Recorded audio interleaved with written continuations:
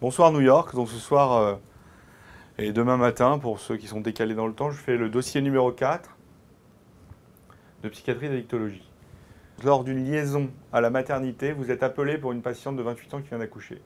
Cette femme est primipare, primigeste et ne désire pas allaiter. Il existe un antécédent de syndrome dépressif. Il y a 5 jours, une petite fille appelée Framboise est née. Le papa est présent lors de votre arrivée. Votre entretien retrouve une patiente triste, pleurant, anxieuse, fatiguée, se plaignant d'insomnie et d'une perte de l'appétit. Elle se sent incapable de s'occuper de son enfant. L'examen clinique somatique est sans particularité. Question numéro 1.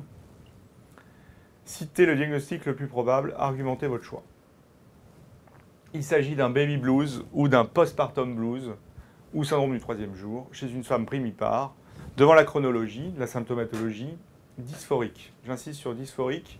Il ne faut absolument pas mentionner de syndrome dépressif ou de dépression dans ce dossier, puisque le baby blues, c'est un syndrome dysphorique, c'est-à-dire qu'il y a des symptômes de tristesse, d'anxiété, de difficulté à dormir. Le baby blues est un trouble bénin. Une bonne analyse sémiologique, je vous rappelle, permet toujours de poser le bon diagnostic. Question numéro 2, quel est votre traitement? Extrêmement simple. Pour le postpartum blues, il faut préciser qu'il n'y a pas de traitement médicamenteux et une psychothérapie de soutien avec réassurance essentiellement, puis accompagnement de la patiente. Le trouble est bénin et va spontanément être résolutif. Une semaine plus tard, votre patiente se promène nue dans le couloir du service et se perd à plusieurs reprises dans la maternité. Son humeur est très variable. Elle peut rire sans raison. Par moments, elle ne reconnaît plus personne, a l'air hébétée, ne sait plus où elle se trouve. Elle est persuadée que sa fille a été échangée et manipulée chimiquement. Elle vous dit qu'elle est décédée, alors ils l'ont remplacée. Je le sais, ils me l'ont dit, les blouses blanches. Elle rajoute qu'il y a des expériences étranges dans ce faux service hospitalier. Toutes ces fausses infirmières autour des bébés, elles les mettent dans des cages pour les étouffer. Elles veulent les broyer et récupérer les organes. J'ai vu à plusieurs reprises la nuit des personnes passer avec ces bébés morts pour les éliminer. L'examen clinique, notamment neurologique, et l'examen complémentaire sont normaux. Question numéro 3. Quel est votre diagnostic? Argumentez votre choix. Eh bien, c'est un autre exemple d'épisode délirant, aigu. C'est un épisode psychotique du postpartum ou psychose du postpartum.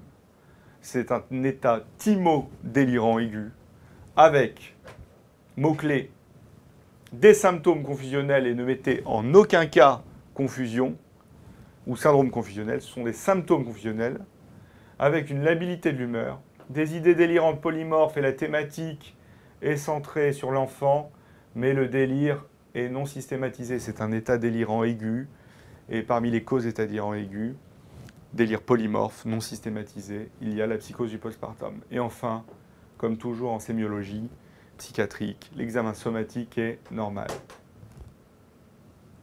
Question numéro 4. Quelle est votre attitude thérapeutique non médicamenteuse? Vous avez vu, je joue avec mes mains parce que je commence à délirer. Hospitalisation en psychiatrie sur le mode libre, on est d'accord. Si elle refuse, on va faire des soins psychiatriques à la demande d'un tiers, toujours en mentionnant le non-consentement aux soins et la nécessité de soins en milieu hospitalier.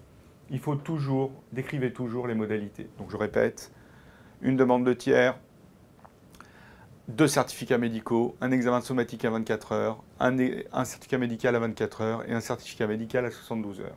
Et enfin, on est dans la question non médicamenteux, il faut rajouter ici la psychothérapie de soutien.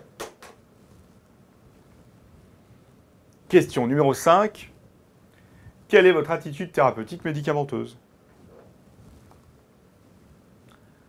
Toujours la même méthodologie. La psychiatrie, c'est facile, il faut s'entraîner, c'est rentable. Et même si vous pouvez aller voir des patients, c'est encore mieux.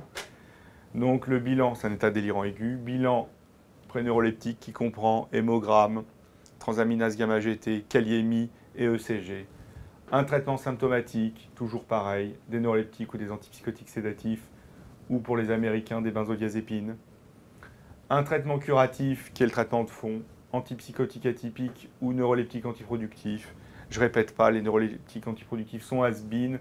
Ce qu'on utilise maintenant, ce sont les atypiques Perros-Williams y refus, et jamais de voie intraveineuse pour les neuroleptiques.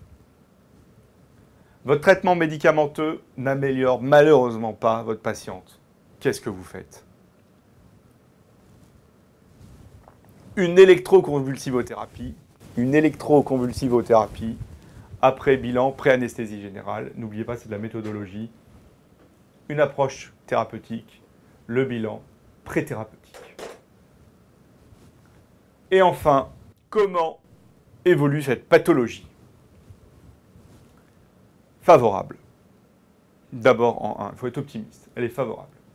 On peut avoir des rechutes en postpartum dans 50% des cas, des récidives dans 30% des cas lors d'une grossesse ultérieure, le risque auto-hétéroagressif, donc tentative de suicide sur le plan auto-agressif, infanticide sur le plan hétéroagressif, et malheureusement, comme dans tous les états délirants aigus, ça peut être un mode d'entrée dans un trouble bipolaire, dans une schizophrénie ou un trouble schizoaffectif. Moi, j'aime bien dire, c'est un peu le mélange de schizophrénie et trouble bipolaire, pour retenir, trouble schizoaffectif. Les commentaires, c'est un trouble délirant qui est tombable, puisqu'on a la bouffée délirante aiguë qui peut tomber, la psychose cannabique qui peut tomber, la psychose du postpartum qui peut tomber. Les facteurs de risque d'une psychose du postpartum sont les antécédents personnels et familiaux de troubles de l'humeur, la primiparité et les complications obstétricales. Dans les prodromes, tout un tas de signes, insomnie, cauchemar, manifestations anxieuses, bizarreries, manifestations dépressives. Il faut, dans vos réponses de thérapeutique, faire participer le père de manière active. Et la surveillance, c'est toujours la même chose.